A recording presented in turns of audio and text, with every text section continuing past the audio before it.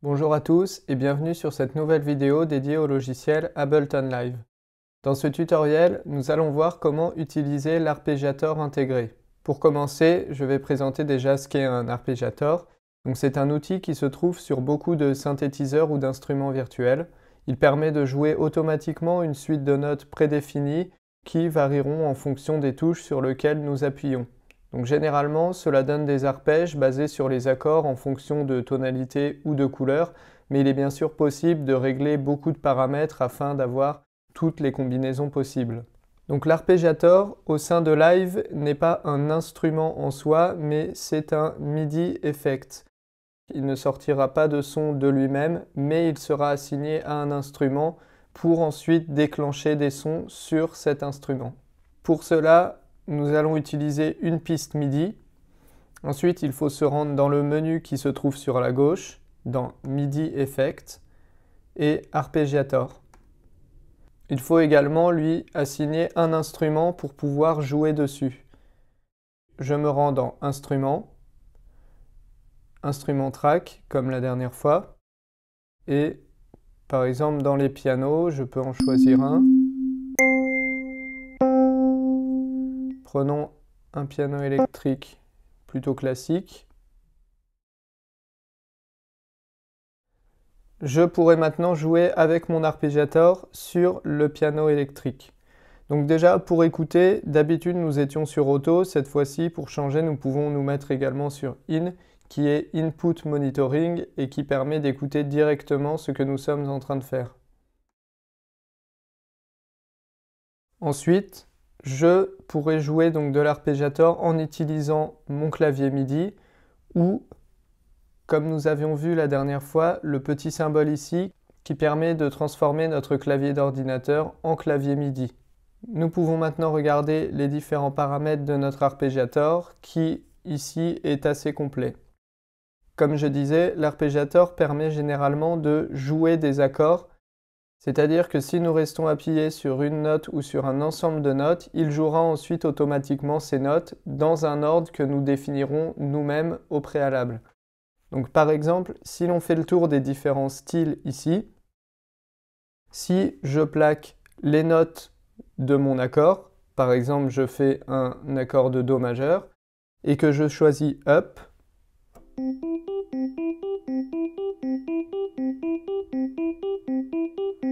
il va me jouer l'accord plusieurs fois de suite en montée. Si je choisis par exemple Down, il fera le contraire. Donc il partira de la quinte pour descendre vers la fondamentale. Si ensuite je choisis Up Down, il fera un aller-retour depuis le bas. Si je prends le contraire, il me fait l'aller-retour dans l'autre sens. Up and down.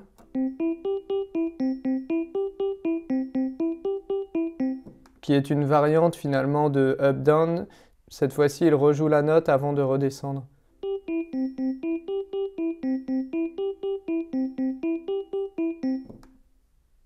Converge. Donc converge qui va permettre de jouer des notes plus éloignées plutôt que celle qui vient juste après dans l'accord. Diverge.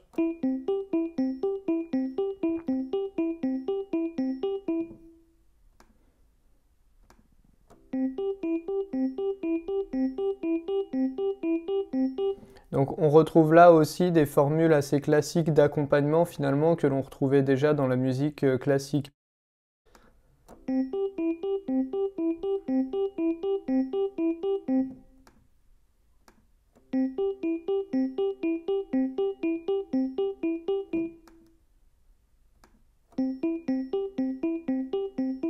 Donc là, pour celui-ci, il rejoue à chaque fois la fondamentale.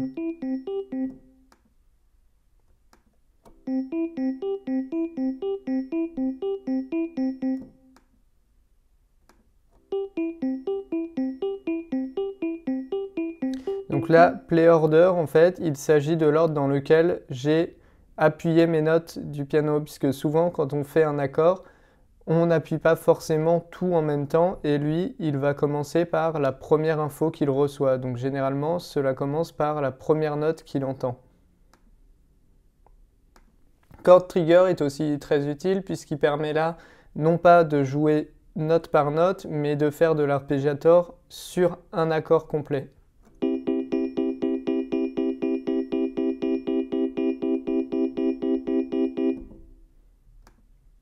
Ensuite, Random va jouer aléatoirement les notes de l'accord.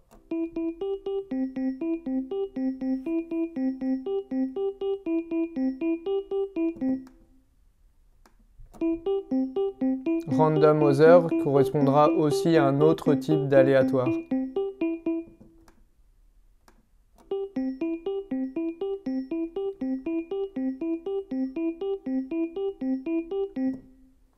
Voilà déjà pour les différents styles d'arpège que l'on peut avoir grâce à l'arpégiator. Il existe d'autres paramètres. Donc le rate correspond aux différentes formules rythmiques que l'on choisira à la décomposition rythmique de notre arpège. Par exemple, ici sur un huitième, cela veut dire que nous sommes à la croche. À chaque fois, les décompositions rythmiques se font par rapport à la ronde et ensuite les rythmes correspondront à une fraction de cette ronde. Donc par exemple, 1 correspondra à la ronde en elle-même, un demi correspondra à une blanche, et ainsi de suite. Un quart correspondra à la noire, un huitième la croche, un douzième le triolet, un 16e double croche, etc. Je peux donc choisir différents rythmes ici. Donc là, je suis à la croche. On peut mettre le métronome pour entendre le rythme.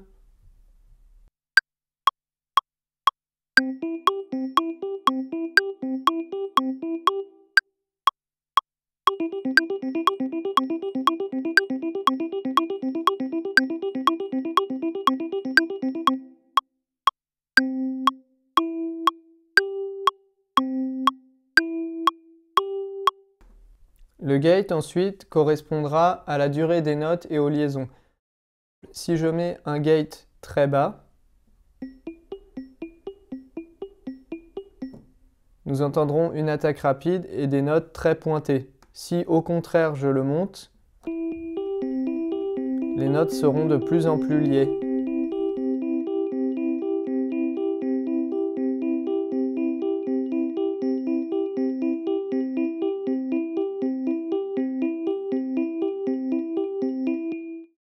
J'ai également un bouton jaune ici qui correspond à sync, c'est-à-dire synchroniser au tempo du morceau. Par exemple, si je mets free, je pourrais contrôler plutôt en millisecondes, puisque nous n'avons là pas de tempo finalement.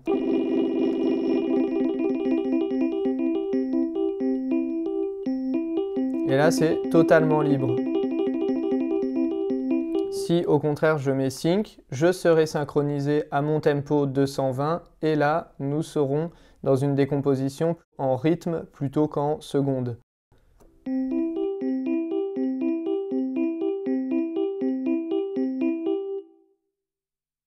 Le groove ensuite est ce que l'on appelle parfois également le swing et qui permet d'amener un peu de ternaire dans notre morceau, c'est-à-dire une décomposition un peu différente, comme par exemple dans les musiques comme le blues, où finalement deux croches sont plus considérées comme noires croches, c'est-à-dire une longue, une brève, pour donner un côté plus entraînant au morceau. Ici, c'est exactement la même chose. Il est possible de choisir un swing 8, c'est-à-dire à la croche, 16 à la double ou 32 encore plus loin à la triple. Si je choisis par exemple 8, je pourrais entendre des notes jouer avec toujours une longue, une brève.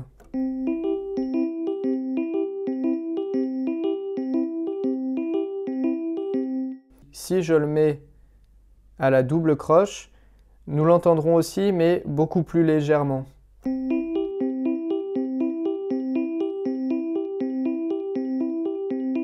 Et si je le mets à la triple,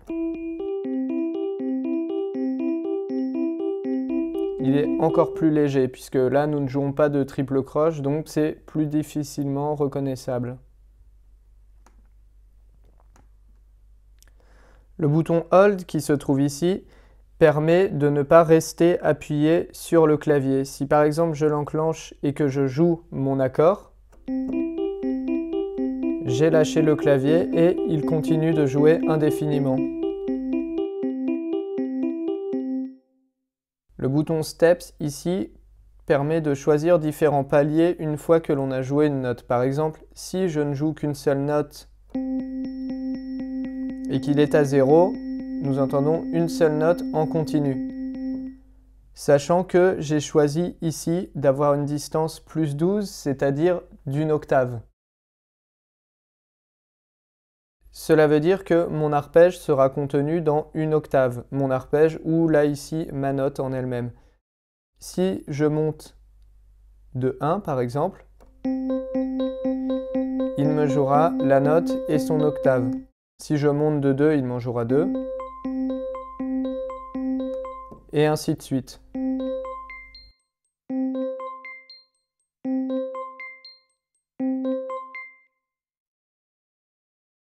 La distance ensuite, c'est la distance entre la note que je joue et celle qui sera jouée derrière. Par exemple ici, comme nous sommes sur une octave, il jouera ma note et son octave. Mais si par exemple je voulais jouer la note qui vient juste après, là je suis en montée chromatique. Et ainsi de suite, si je choisis 5 par exemple,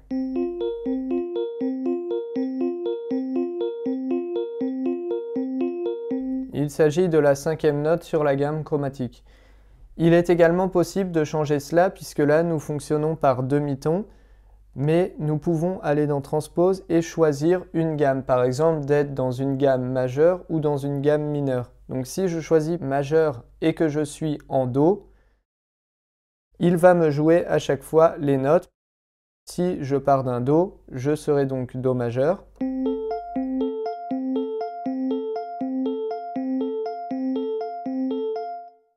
Si je choisis une distance d'une octave,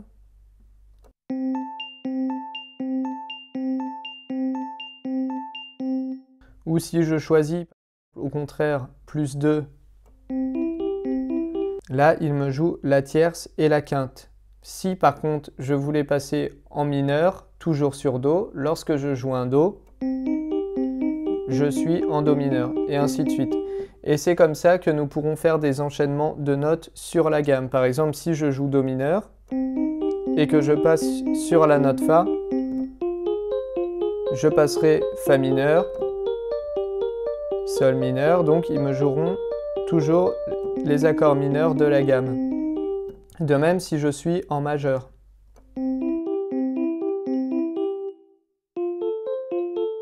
Fa majeur et Sol majeur aussi. Il m'est également possible de modifier les étapes pour en avoir plus. Et c'est là que tout devient beaucoup plus intéressant. Ou si par exemple je change également la distance.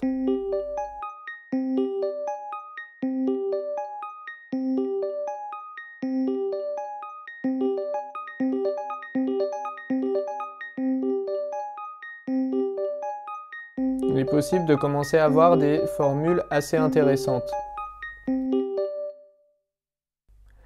Si l'on se rend ensuite dans le réglage de vélocité que vous voyez ici, c'est ce qui va concerner l'extinction de la note ou alors si l'on veut que la note soit de plus en plus forte.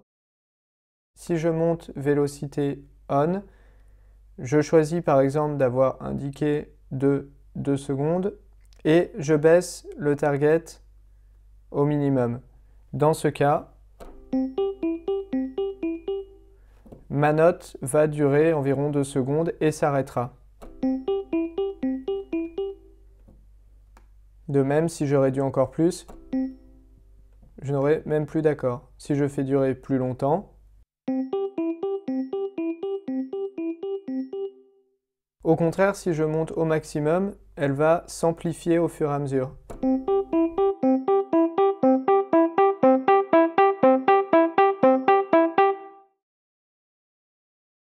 Il est également possible ensuite d'utiliser retrigger, retrigger qui correspond au déclenchement de la note.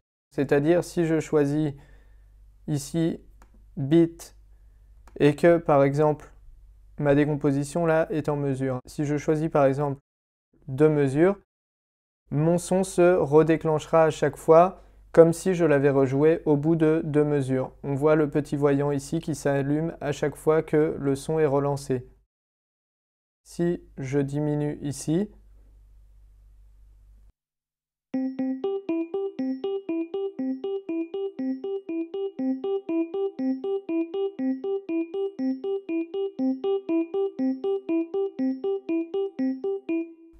si je mets même à 0,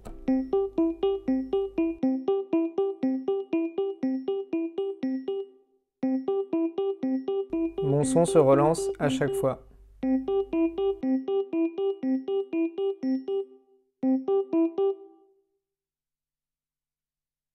Je peux également choisir de répéter. Ici, c'est à l'infini. Donc, à chaque fois que je resterai posé dessus, il redéclenchera la note. Mais je peux ensuite choisir un certain nombre. Par exemple, si je choisis 2,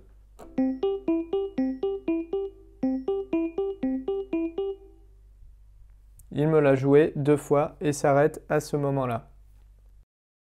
Pour terminer, je vais simplement enregistrer mon arpégiator, d'abord en MIDI, puis en audio.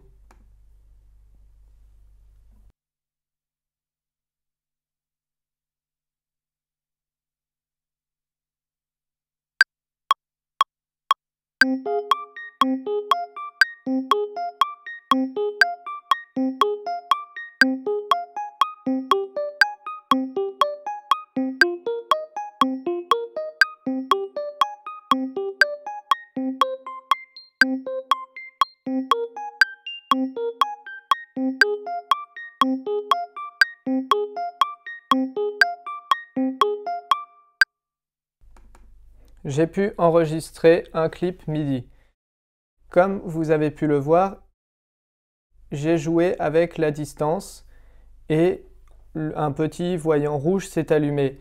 Il s'agit des réglages que l'on peut également enregistrer lorsque nous sommes en MIDI. C'est-à-dire, une fois que mon clip MIDI est enregistré, il jouera à la fois la note que j'ai fait, mais également le réglage que je viens de faire. Je vais ensuite coucher cette piste en audio afin par exemple de l'envoyer au mixage ou de l'utiliser avec d'autres instruments. Donc comme nous avions vu la dernière fois, je peux utiliser le raccourci commande T pour créer une nouvelle piste audio, puis je la renomme commande R que j'appellerai piano par exemple. Ici, il faut récupérer le signal provenant de notre piste MIDI contenant l'arpégiator. Dans Audio From, je choisis EP Phase Plant, c'est le nom de ma piste. Là, je recevrai le signal provenant de l'arpégiator. Je peux donc tout simplement lancer un enregistrement.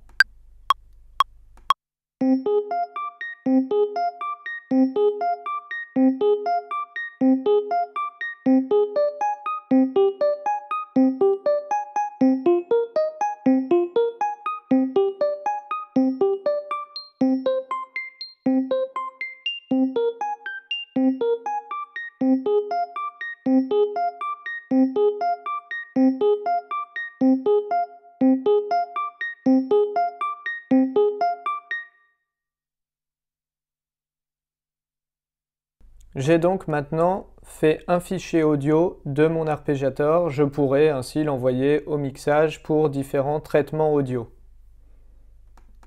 Ce tutoriel est maintenant terminé. La prochaine fois, nous commencerons à aborder les différents effets audio que nous utilisons au mixage.